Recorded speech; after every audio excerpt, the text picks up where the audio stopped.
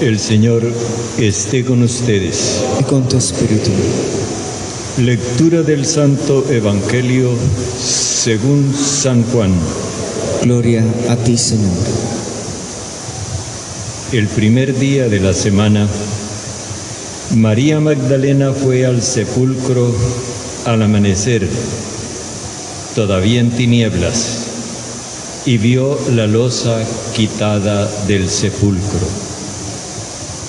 Echó a correr y fue a donde estaban Simón Pedro y el otro discípulo a quien Jesús amaba, y les dijo: se han llevado del sepulcro al Señor y no sabemos dónde lo han puesto. Salieron Pedro y el otro discípulo camino al sepulcro.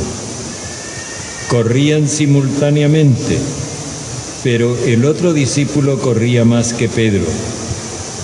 Se adelantó y llegó primero al sepulcro, e inclinándose vio los lienzos tendidos, pero no entró. Llegó también Simón Pedro detrás de él y entró en el sepulcro. Vio los lienzos tendidos, pero el sudario con el que le habían cubierto la cabeza, no con los lienzos, sino enrollado hacia un determinado lugar. Entonces entró también el otro discípulo, el que había llegado primero al sepulcro. Vio y creyó,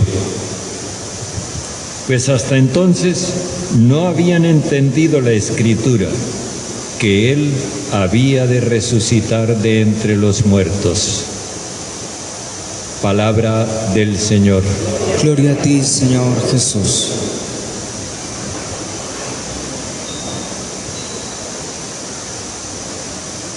Algunos de nosotros tenemos seres queridos muertos.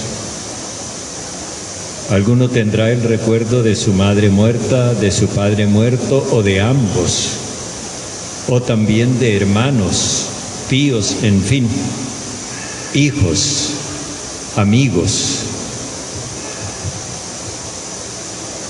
Y si nosotros pudiéramos entender que no están muertos, si nosotros pudiéramos captar que están vivos, esto cambiaría completamente todo.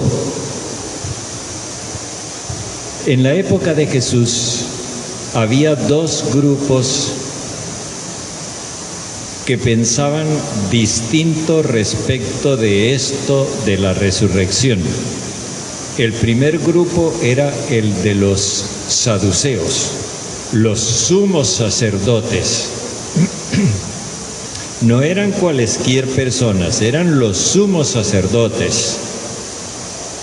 Los sumos sacerdotes decían que en los libros de Moisés, lo que llamamos nosotros hoy el Pentateuco, no había constancia alguna de la resurrección. Por lo tanto, los saduceos, que eran los sumos sacerdotes, no creían en la resurrección. Los sumos sacerdotes no creían en la resurrección. Por el otro lado estaban los fariseos. Si los sumos sacerdotes eran ceremoniosos, rezanderos, cultuales, etc., los fariseos eran los piadosos, los practicantes, los observantes. Estos afirmaban que sí había resurrección en pugna con los sumos sacerdotes.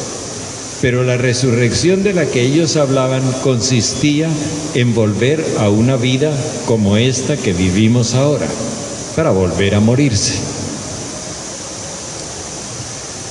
Cuando Jesús habla de la resurrección, resulta fastidioso para los sumos sacerdotes, y los fariseos suponen que Jesús está de acuerdo con ellos. Pero no es así.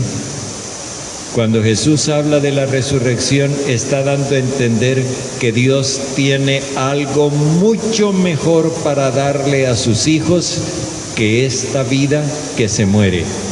Esta vida que se muere es una oportunidad que Él nos ha dado para que nosotros escojamos la vida definitiva. Y para vivir de manera definitiva, no basta con quererlo. No basta con desearlo, hay que dejarse conducir por el Espíritu Santo. ¿Y qué significa dejarse conducir por el Espíritu Santo? ¿Hacer pataletas y botar espumarajos por la boca o bailar, cantar, brincar? ¿Qué es dejarse conducir por el Espíritu Santo? Sencillamente significa amar como Dios. El amor de Dios tiene estas tres características fundamentales. Es un amor universal, es decir, para todo el mundo. Dios ama a todo el mundo y solamente el que sea capaz de amar a todo el mundo, amigos y enemigos, creyentes y no creyentes, cercanos y lejanos, que piensen lo mismo que yo o que piensen distinto que yo, solamente ese que es capaz de amar a todos, ese está impulsado por el Espíritu Santo. Pero además, el amor de Dios es gratuito.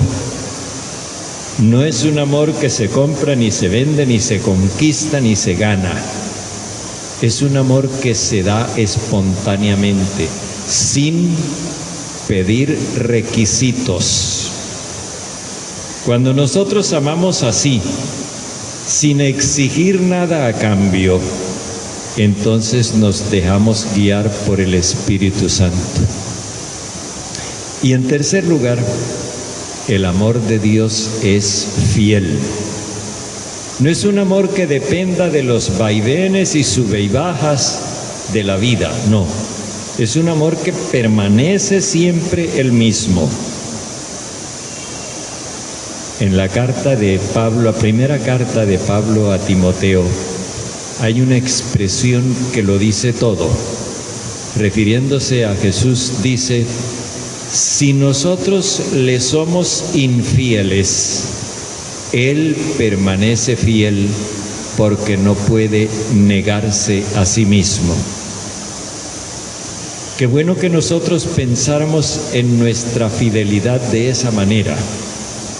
La fidelidad de los padres hacia los hijos, de los hijos hacia sus padres, de los esposos entre sí, de la fidelidad entre los amigos, la fidelidad de nosotros a Dios.